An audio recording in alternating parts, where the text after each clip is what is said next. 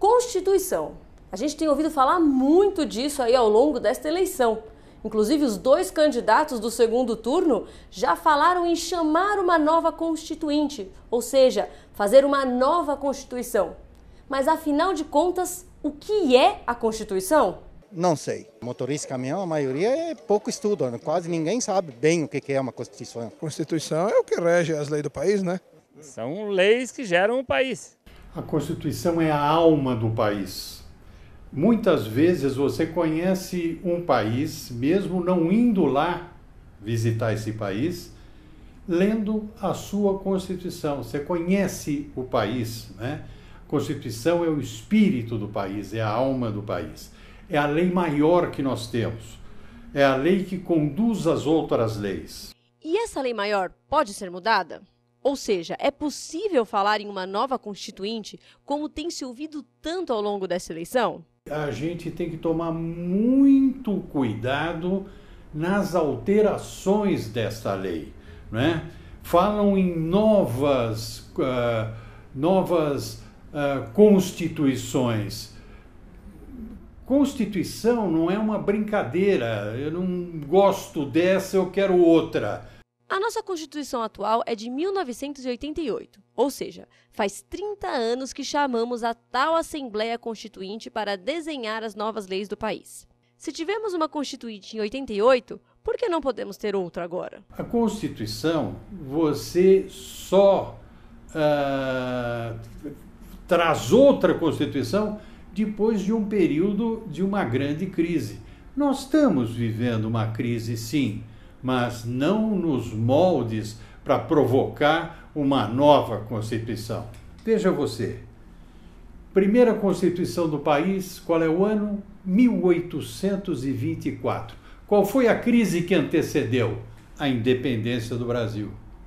Segunda Constituição, 1890. Qual foi a crise que antecedeu a proclamação da República?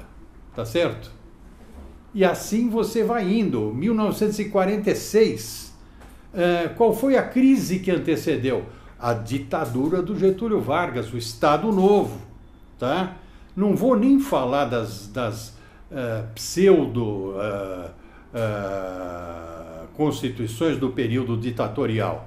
Mas daí vem a de 88, tá certo? Porque houve uma grande crise que foi uma ditadura militar de mais de 20 anos. E para quem acha que a nossa já está ultrapassada com 30 anos, a dos Estados Unidos, por exemplo, é a mesma desde 1787. Agora, não é que nada pode ser alterado. Existem as emendas constitucionais, as famosas PECs, como a PEC do teste dos gastos públicos, a PEC das domésticas, só para citar alguns exemplos famosos. Com elas, é possível mudar a legislação e adaptá-la às novas realidades do país.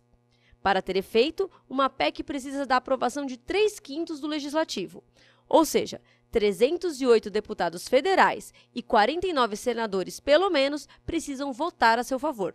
Por isso, fique atento a como o seu candidato a esses cargos vai votar nos próximos anos. Mas nem tudo pode ser alterado. Algumas coisas entram nas chamadas cláusulas pétreas. Cláusulas pétreas, o próprio nome está dizendo, são cláusulas que são pedras, são duras, você não consegue quebrar. São cláusulas pétreas: a forma federativa do Estado, o voto direto, secreto, universal e periódico. Por isso, não se pode firmar o voto, por exemplo. A separação dos poderes, legislativo, executivo e judiciário, e também os direitos e garantias individuais presentes no artigo 5º da Constituição. Aliás, guarde este número, artigo 5º. Tudo isso pode parecer muito complicado, mas a verdade é que o seu dia a dia é afetado direta ou indiretamente pela Constituição. Por exemplo, a Lei do Caminhoneiro. Em 2012, foi aprovada a Lei 12.619, trazendo diversos direitos ao caminhoneiro, como o máximo de horas trabalhadas no dia, remuneração pelas horas de espera. Mas em 2015, a lei foi substituída pela 13.103, que tirou vários desses benefícios. Muita gente argumentou que a nova lei seria inconstitucional. E por quê? Porque ela fere o artigo 5º, inciso 36º. A lei não prejudicará o direito adquirido. No caso da Lei 13.103, a Confederação Nacional dos Trabalhadores em Transportes Terrestres ajuizou no Supremo Tribunal Federal uma ação direta de inconstitucionalidade, de número 5322. É o Supremo que irá decidir se a Constituição foi ou não ferida. Só que isso foi apresentado em 2015 e até agora não foi julgado. E a má notícia é que o STF não tem prazo para fazê-lo. Outra questão, presente no artigo 7º, é a garantia de salário nunca inferior ao mínimo. Para muitos motoristas, é comum ser remunerado apenas por comissão, mas vale lembrar que a Constituição garante que, mesmo se a comissão der menos que o mínimo, o salário não pode ser mais baixo do que isso. Trazendo para o assunto mais atual, tem gente que não aceita a tabela de fretes, pois diz que ela é inconstitucional.